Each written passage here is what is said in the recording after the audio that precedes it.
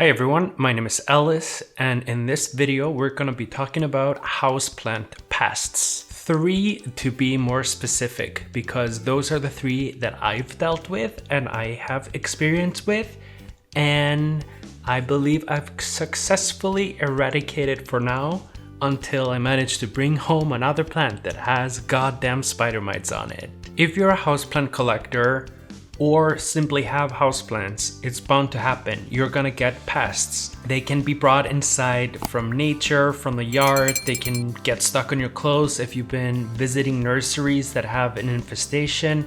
They can be brought in from the yard with your kids or your pets. It's gonna happen, so it's gonna be good to know what to do. If you have any additional tips on how to deal with these nasty critters, please leave them down below in the comments.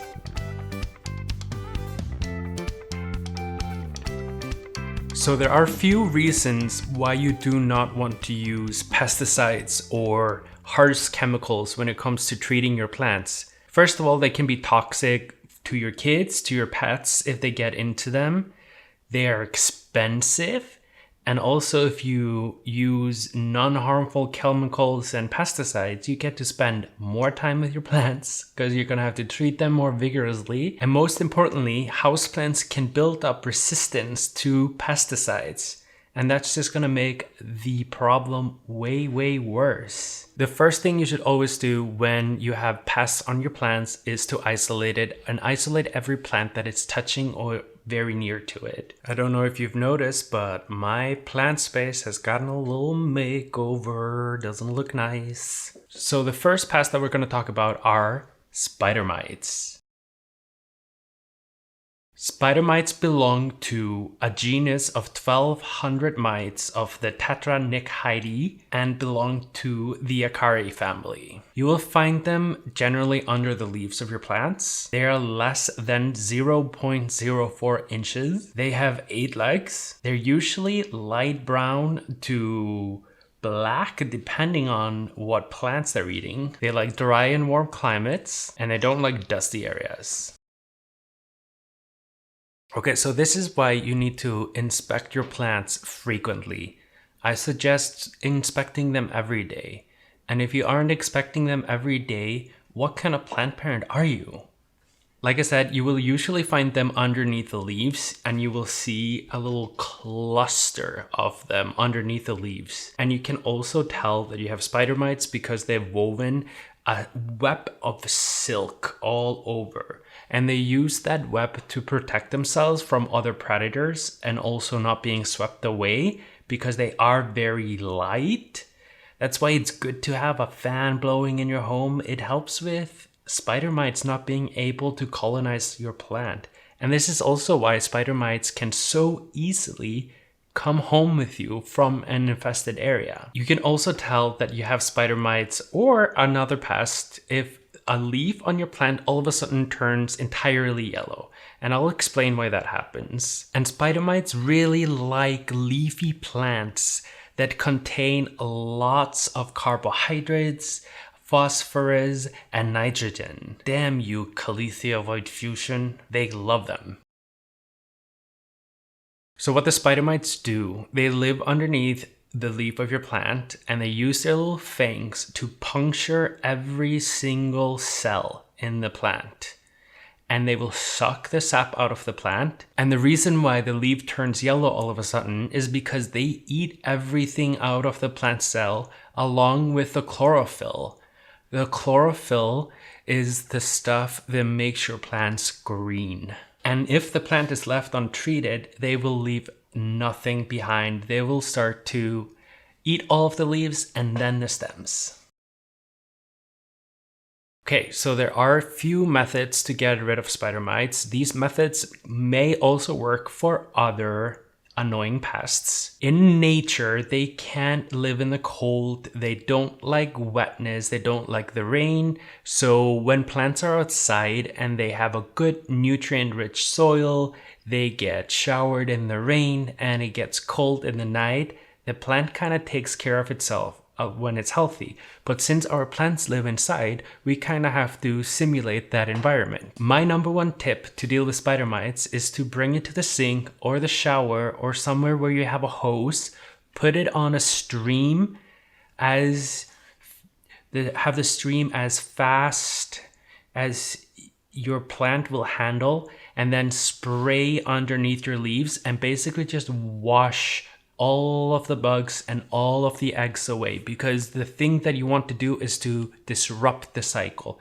You want to make sure to get the females off. Well, you won't be able to tell them apart, but you want to get the grown bugs away so they can't lay eggs, and you want to wash the eggs away so they won't turn into a bug. You should repeat the process of washing your plant and hosing it down once a week until the pests are gone for sure. The life cycle is kind of quick, so you should be quite confident after 4 or 5 times of doing this that they should be gone. And if they're not gone, it means that you have spider mites in other plants. Another thing you can do is to put some rubbing alcohol in a spray bottle and spray your plant with.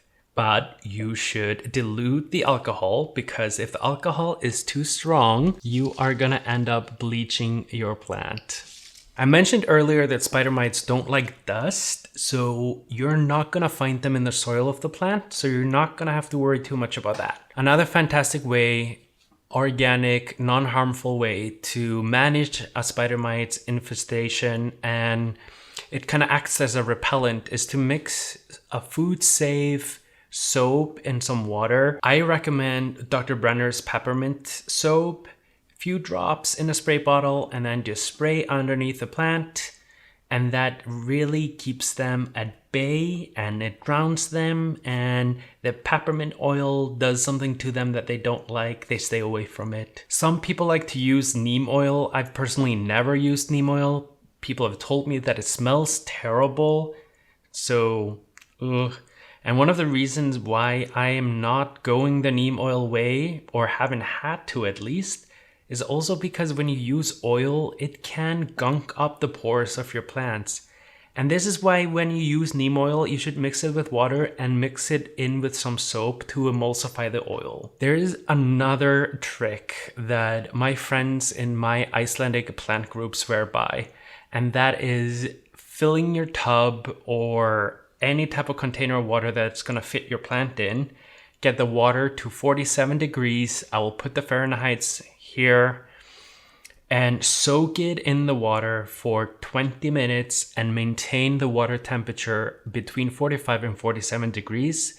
This should really get rid of all of the bugs at every life stage. Up next we have Mealy Bugs. They're disgusting. Mealy Bugs are scale insects that belong to the Pseudococcidae family. They like moist and warm habitats, unlike the spider mites that like dry and warm habitats. They are white and pinkish. They're actually more pink than meets the eye. They can be 1/20th of an inch up to 1/5 of an inch. And when they're big, you're not gonna miss them. And you'll see this fuzzy grossness all over your plant. It's honestly disgusting.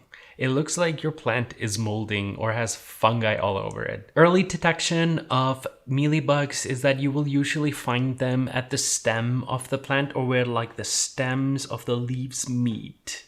Because they like to start out in these crevices and then make their way up and... Well, like I said before, I say this so often, inspect your plants daily if you have the time. And if you don't have the time, why do you have plants? I'm kidding, nobody is that diligent. As I mentioned, they will start at the stem in the little crevices where the leaf stems meet. Similar to the spider mites, you will start to notice that the leaves all of a sudden are going yellow, but the mealy bugs, they will go first after the stem as well. So you may notice the stunted growth in your plant, or the plant just not looking happy, even though it's been watered correctly, it has a nice soil and everything like that. That's a good indicator you have some nasty pests that need to be taken care of. And they're usually hard to miss because they look like disgusting gross balls and fungi all over your plant. Same as the spider mites, they will puncture the plant cell, they will suck everything out, suck the nice chlorophyll that makes your plant green, and they will go after the entire plant, literally. In nature, it's usually the lovely ladybugs that take care of these nasty critters and eat them for us. But we're not in nature. You can bring ladybugs in to eat them. I know people that have done that. So when you have mealybugs, it's so important to isolate your plant. But if the infestation has gotten out of hand, toss that plant out. It's not worth saving it. You're probably not going to be able to save it. It's a goner. You can't just really spray it down and call it a day. You're going to have to take rubbing alcohol and dip a cotton swab in it and kind of crush each individual bug as you see them. The good thing about mealybugs, if you catch it early, is that there's only gonna be a handful of bugs on there. So it's not gonna take you too long to get them all off. And if you don't have the time to do that, buy another plant. Toss this one out. The drowning your plant in hot water method also works for mealybugs, I'm told. And you can use the soap and water mixture as well, because it does help drown out the mealybugs, and it is a good management tool and a repellent, even though it might not resolve the situation. And mealybugs actually can live in your soil because they do like moist areas. So it might be a good idea to change out the top inch layer of the soil, or just change out the soil entirely just to be safe. And as I mentioned, they're gross. Unless we have fungus gnats. So fungus gnats are just really annoying. They are little black flies. They're like fruit flies. They like to live in the soil because they love moist. And they love humidity. Easy. You have dark little flies everywhere and they're super annoying. Also, if you go like this and you have flies flying out, you have a fungus gnats. Well, they don't really damage your plant. As the name applies, they love fungus, so what they usually just do is that they eat the fungi around your roots. They can perhaps, if they're excessive, damage your roots, but they're mostly just a nuisance. Well, it's so easy. Stop overwatering your plants. The easiest way to get rid of fungus gnats is to simply let the soil dry out completely. Now that can be difficult with some plants that like their soil or depend on the soil being moist at all times. So what you can do is sprinkle some silent cinnamon into the soil. Silent cinnamon is basically just the true cinnamon that comes that is native to Sri Lanka and southern parts of India. It makes your home smell really nice if you like cinnamon. And then you can also put up little sticky traps, or how you do with fruit flies, where you put like soap and vinegar in a glass and a saran wrap on top of it and poof, poof, poof, poof, poof. But just your watering schedule and let the soil dry out.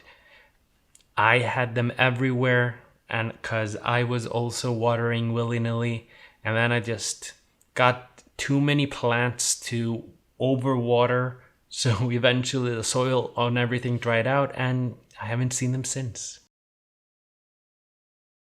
A couple of other things that you can do the natural, organic way to deal with plants is to get predatory insects and predatory mites like ladybugs or whiteflies. The part of having plants, and especially when you have a big plant collection, is that there are gonna be bugs. You're bringing nature inside. You're gonna just have to live with it.